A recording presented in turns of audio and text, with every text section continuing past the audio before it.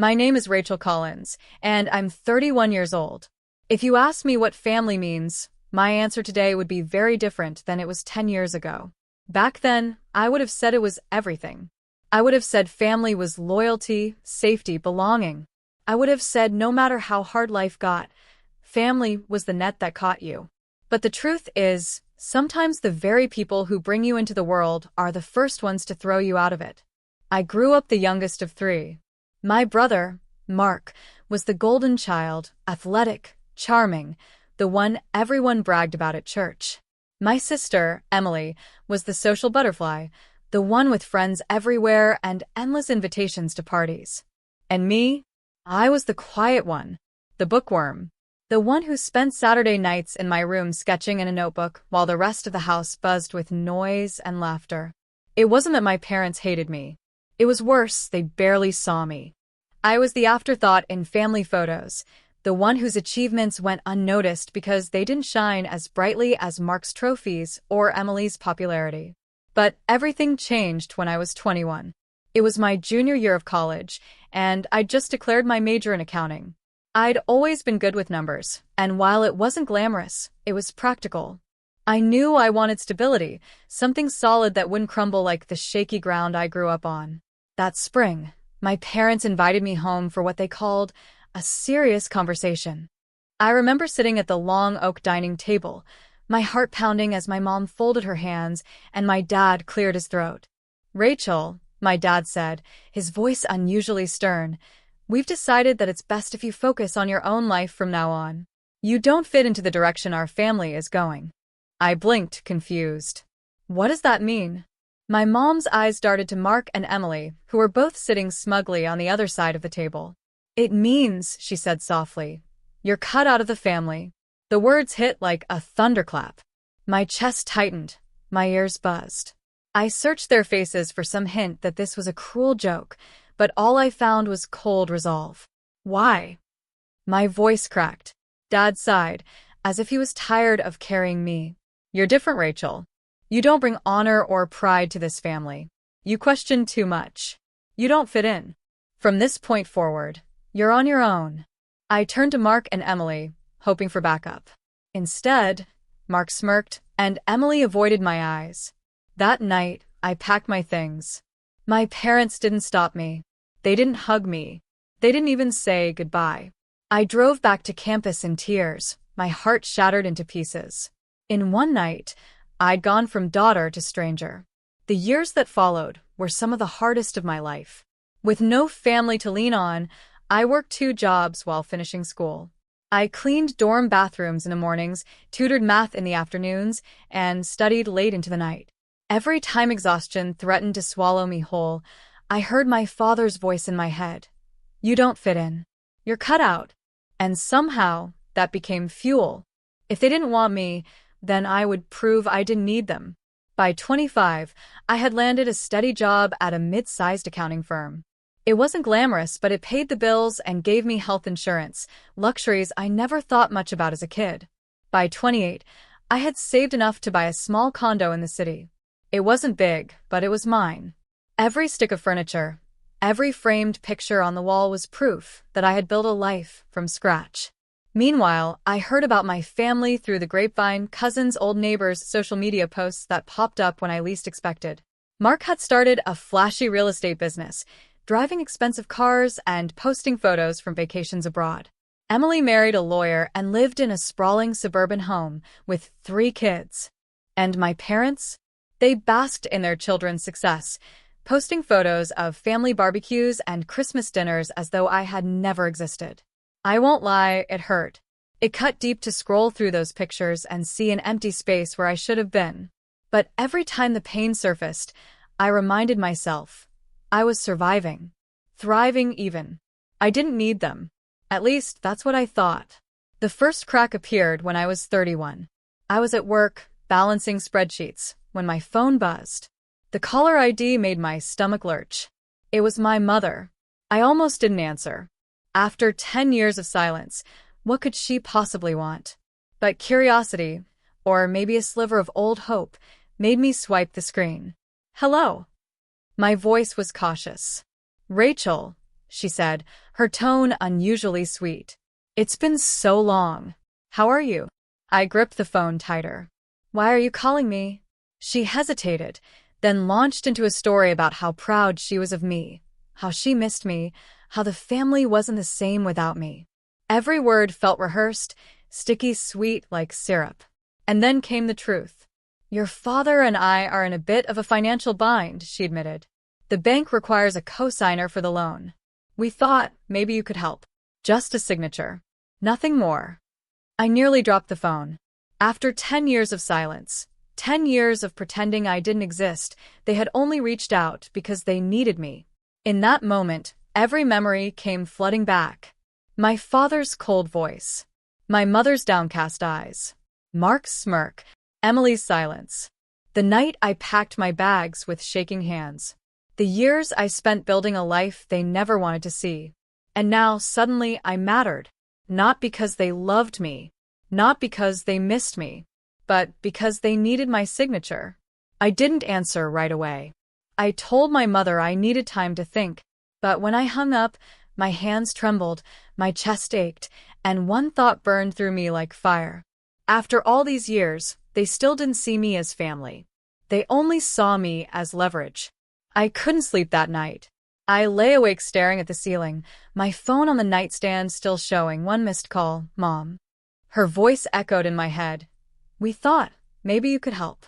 Just a signature. Just a signature. The words made my stomach twist. For her, it was just ink on paper.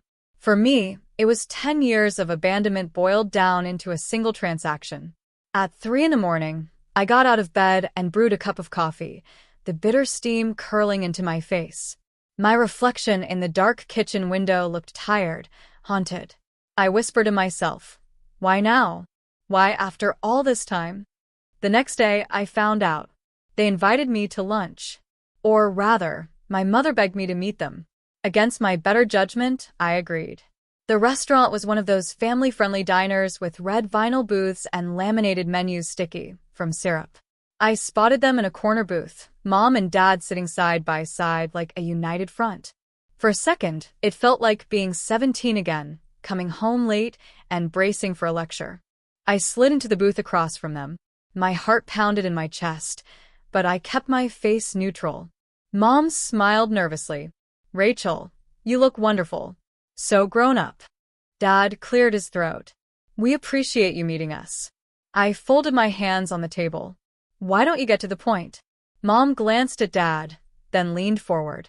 The truth is, Mark's business hasn't been doing as well as he says. He took out a loan and we co-signed. Now the bank is calling it in. We need another co-signer to refinance. They won't approve it unless you sign, Rachel. I blinked, stunned. So this isn't even about you? This is about Mark. Dad's jaw tightened. He's your brother. Family supports family. A bitter laugh escaped me. Family supports family? That's rich coming from you. Do you remember the last time you called me family? Because I do. You said, you're cut out of the family. And you meant it. Mom flinched. We were harsh. We regret it. Regret? My voice cracked. You erased me. For 10 years, I was a ghost. And now, suddenly, I'm useful? Dad's face hardened. Don't be dramatic. We didn't erase you. We simply had to focus on the children who... He stopped, realizing too late what he had said. I stared at him, my chest burning. The children who what? Who were easier to brag about. Who fit your mold. Silence hung heavy over the booth. Mom reached for my hand, but I pulled it back. Rachel, she whispered, please. This isn't just about us. If we lose the house, if Mark's business collapses, it'll ruin the whole family. I let out a hollow laugh. The whole family? You mean the family that pretended I didn't exist?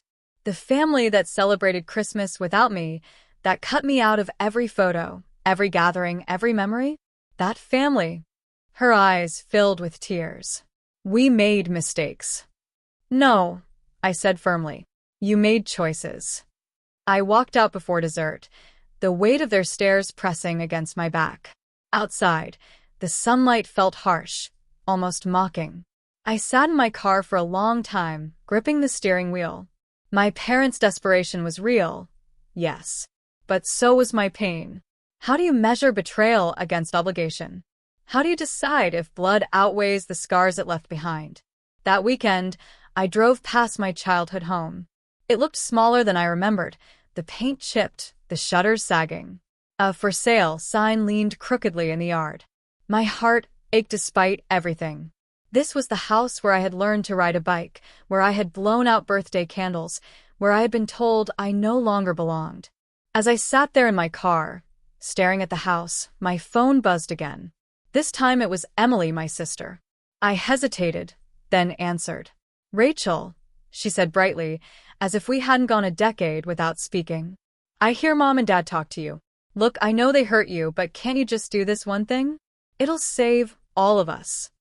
"All of us," I repeated. "Yes," she insisted. "Mark is drowning. His kids need stability. Mom and Dad are too old to handle this stress. You're in the best position to help. Isn't that what family does?" I bit back a laugh. Funny. When I needed family, no one was in position to help me. Emily sighed, her voice sharpening. "Don't hold a grudge, Rachel. You've done well for yourself. This is just money on paper. Stop being selfish." Selfish. The word made my chest burn. For 10 years, I had scraped, fought, and clawed my way into survival with no one lifting a finger to help. And now, because I hesitated to sign away my future for their mistakes, I was selfish? I hung up before I said something I couldn't take back. That night, I pulled out my financial files. I had worked hard to build good credit, to pay down my condo, to finally have a cushion in savings. Signing that loan wouldn't just put my name on paper, it would put everything I had fought for at risk. And for what? For people who had proven over and over again that my worth only existed when they needed me? I sat at my desk until midnight, staring at the loan documents they had emailed me, the cursor blinking in my inbox like a dare. Finally, I closed my laptop. My decision wasn't final, not yet. But for the first time in years, I realized something important. I had the power now. For once, they needed me more than I needed them. The following week felt like living in two worlds. By day, I went through the motions at work, answering emails, running numbers, reviewing client portfolios. My coworkers laughed at jokes in the break room, talked about their weekend plans, their families, their kids. And I smiled when I had to, nodded when it was polite.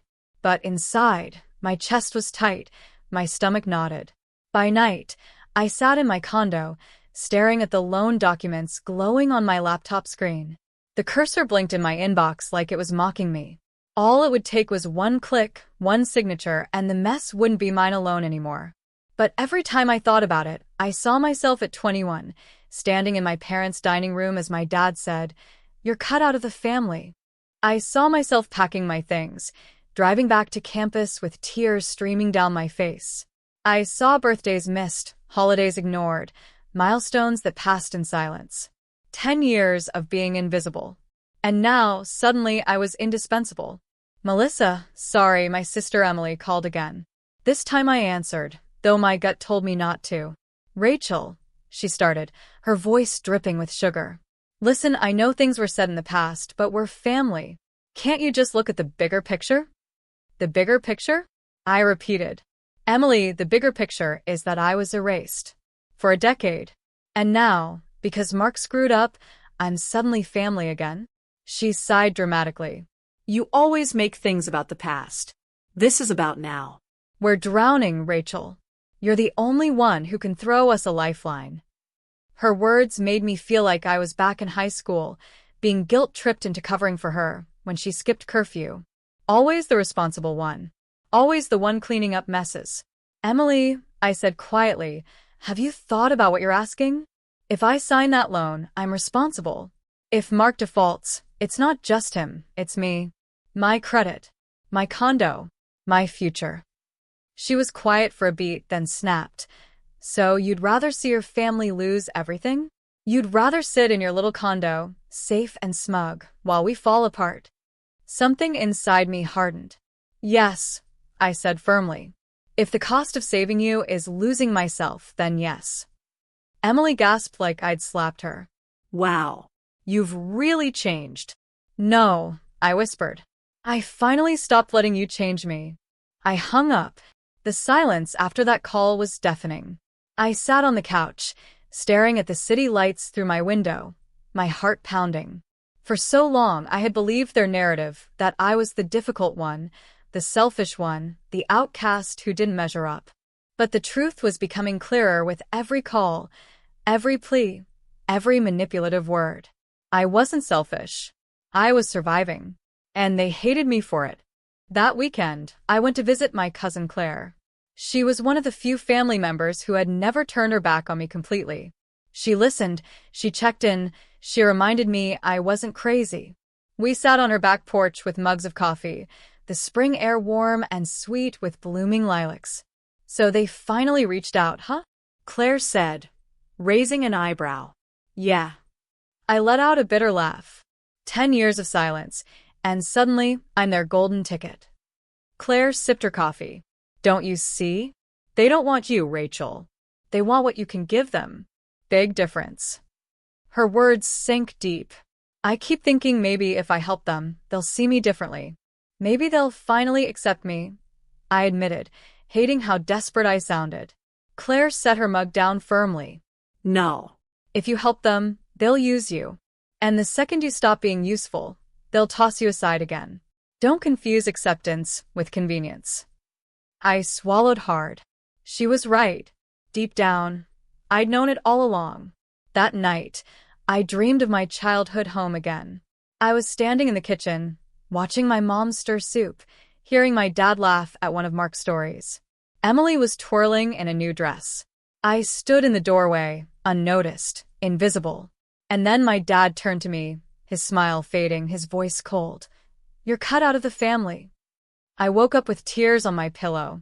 I realized something in that moment. No signature could rewrite that memory. No loan could buy back the years they had taken from me. A few days later, Mom called again. This time, her voice wasn't sweet. It was desperate. Rachel, please. They're saying we might lose the house. Do you understand what that means? The home you grew up in? The home I grew up in. The home where they told me I didn't belong.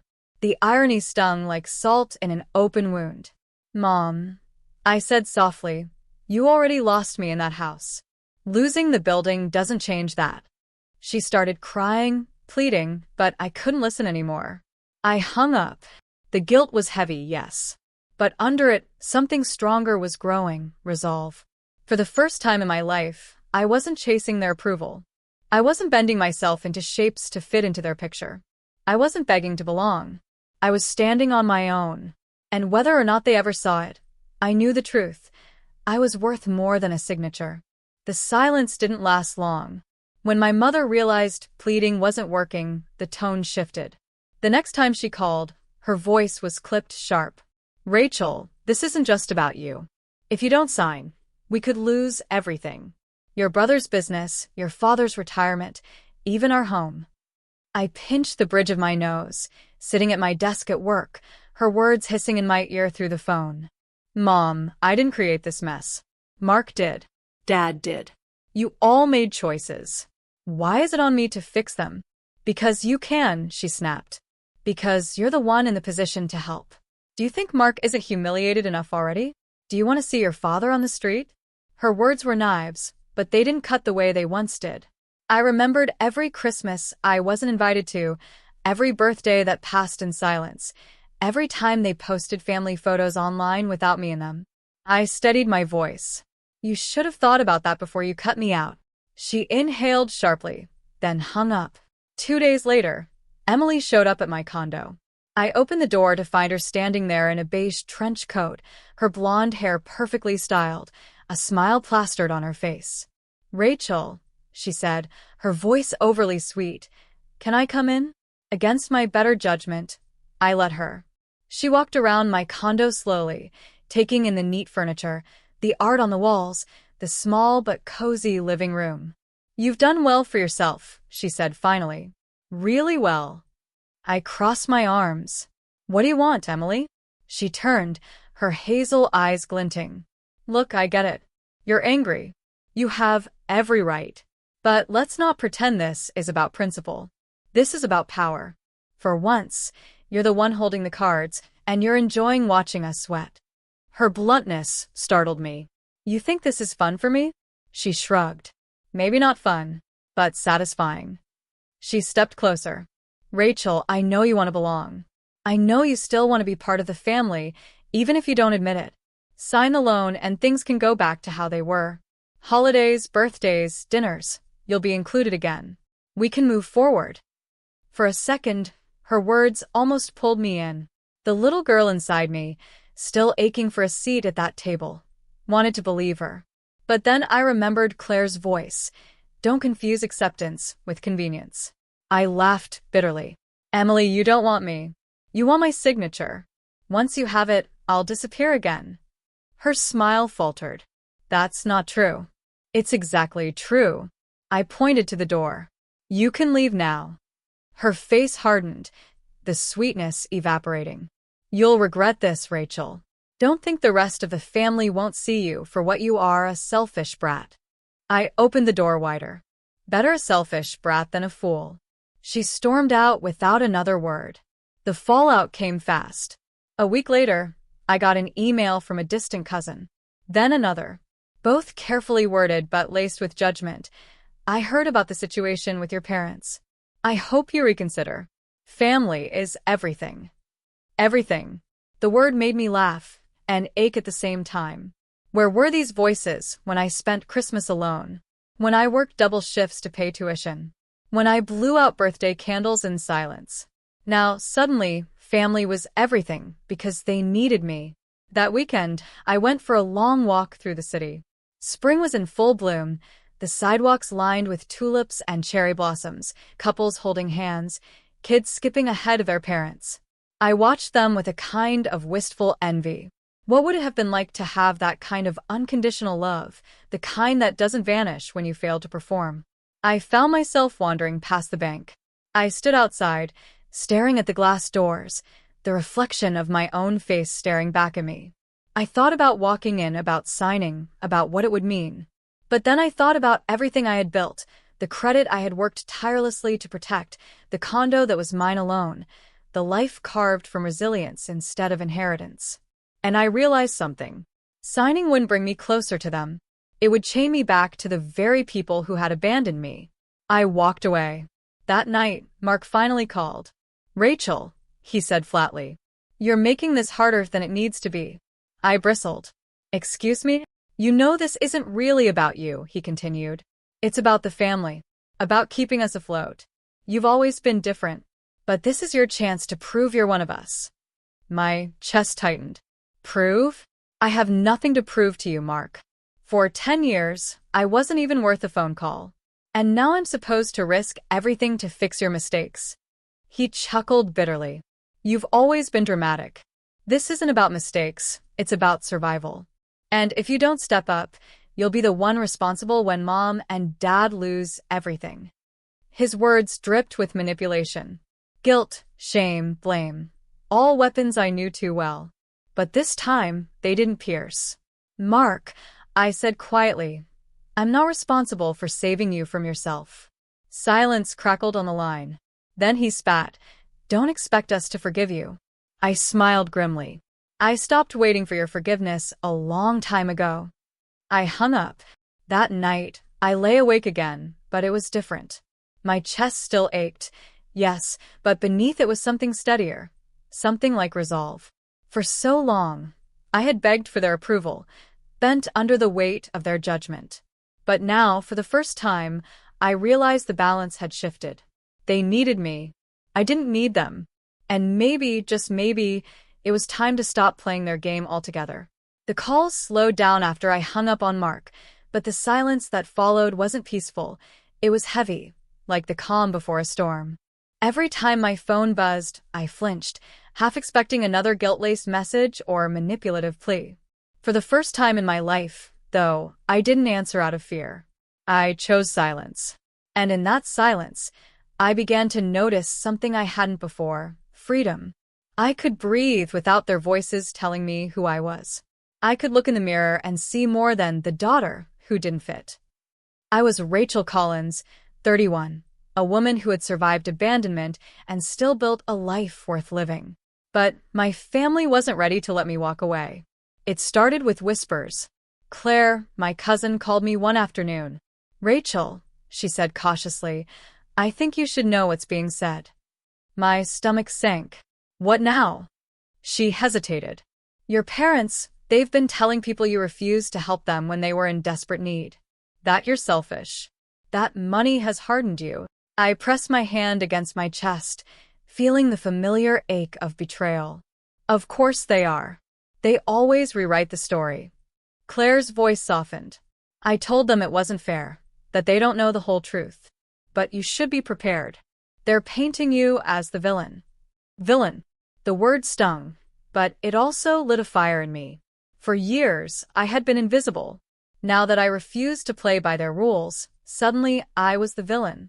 It wasn't about who I was. It was about the fact that I wasn't useful anymore. "Let them talk," I said finally, my voice steadier than I felt. "I'm done defending myself." That weekend, I went grocery shopping. As I pushed my cart down the aisle, I caught sight of two women from the old neighborhood, family friends I hadn't seen in years. They whispered, glanced at me, and quickly turned away. My chest tightened, but I forced myself to keep walking. I didn't owe them my story. Still, as I loaded bags into my car, tears pricked my eyes. It hurt, knowing that no matter what I did, I'd be cast as the outsider. First invisible, now the villain. But maybe that was okay. Maybe being their villain was better than being their pawn. On Monday, the fallout escalated.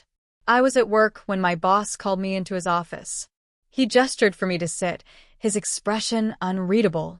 "Rachel," he said carefully, "I got a call over the weekend from someone claiming to be your family. They suggested you're unreliable, that you might not be trustworthy with money." My heart plummeted. "What?" He leaned back, steepling his fingers. "I don't believe it, of course. Your record here speaks for itself. But I thought you should know, someone's trying to damage your reputation." My hands trembled in my lap. It was them. My family. He studied me for a moment, then nodded. "I figured as much. Don't worry. I've seen your work. I trust you." Relief flooded me, but anger burned hotter. They hadn't just tried to manipulate me. They had tried to sabotage me. I walked out of his office with my head high, but inside, something had shifted. I wasn't just defending myself anymore. I was preparing for war. That evening, I went for a long walk. The city buzzed with life around me. Couples laughing, kids chasing pigeons, street musicians playing violins on the corner.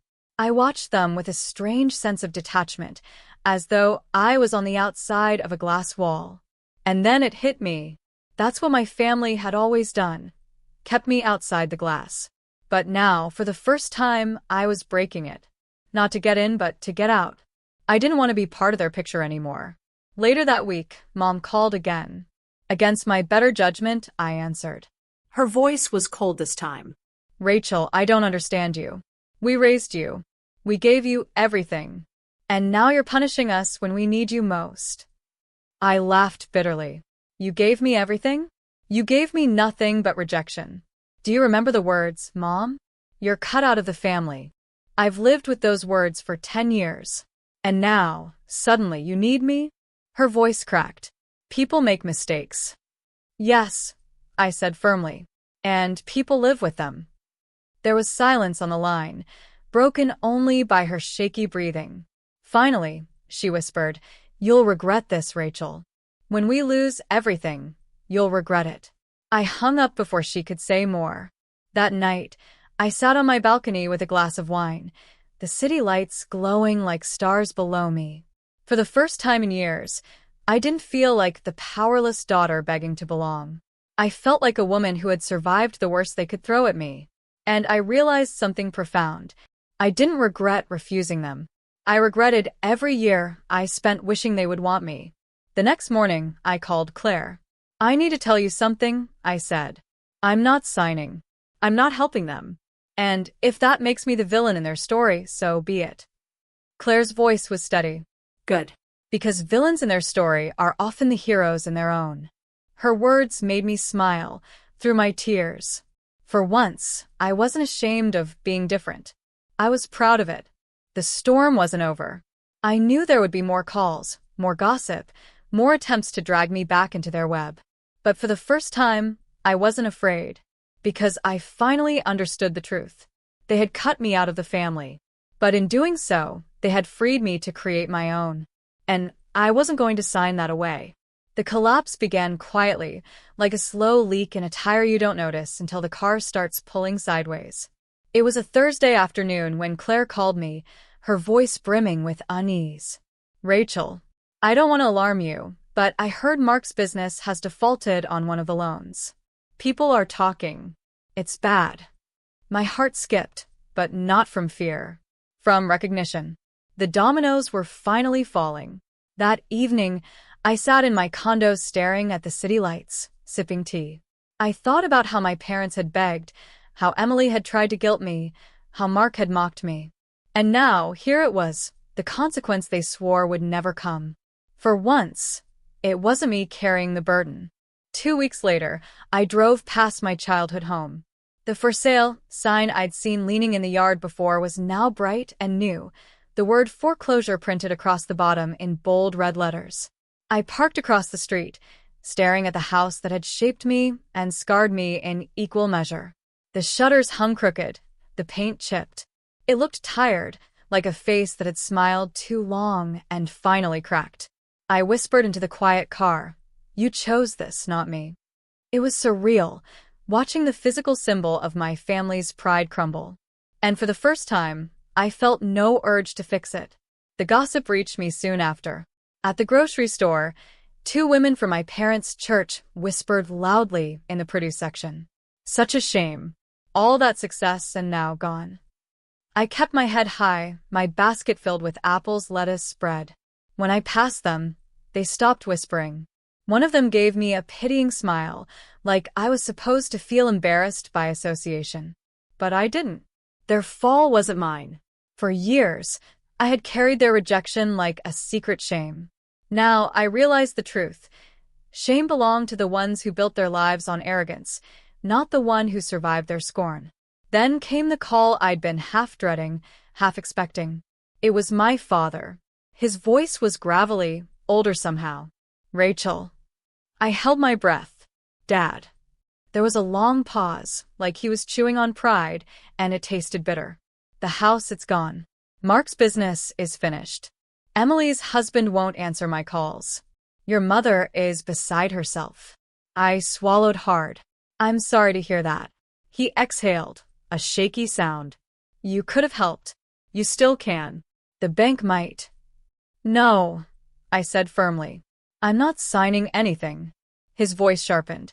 "So, you're just going to watch your family fall apart?" I closed my eyes. "You cut me out of the family 10 years ago. Remember? This isn't my fault to stop." The line went silent. For once, my father, the man whose voice had always been law, had no reply. In the days that followed, I felt something shift inside me. For so long, I'd been defined by their rejection, trapped in the shadow of their judgment. But now, I wasn't their scapegoat. I wasn't their forgotten child. I was the one who had walked away and survived. The power wasn't theirs anymore. It was mine. One evening, Claire invited me over. She had a fire going in her backyard, the wood crackling, the air filled with the scent of smoke. We sat with mugs of cocoa, the night alive with crickets. "They're unraveling," she said softly. "Everyone sees it now. The family that looked perfect from the outside is crumbling from the inside. And you," she smiled. "You're the one who stood your ground." I stared into the flames, feeling the warmth seep into me. Sometimes I wonder if that makes me cruel. Claire shook her head. "Cruel? No. It makes you strong. You didn't cause this, Rachel. You just refused to carry it. There's a difference." Her words sank deep. For years, I had blurred those lines, thinking saying no meant betrayal, thinking survival meant selfishness. But now I saw the truth.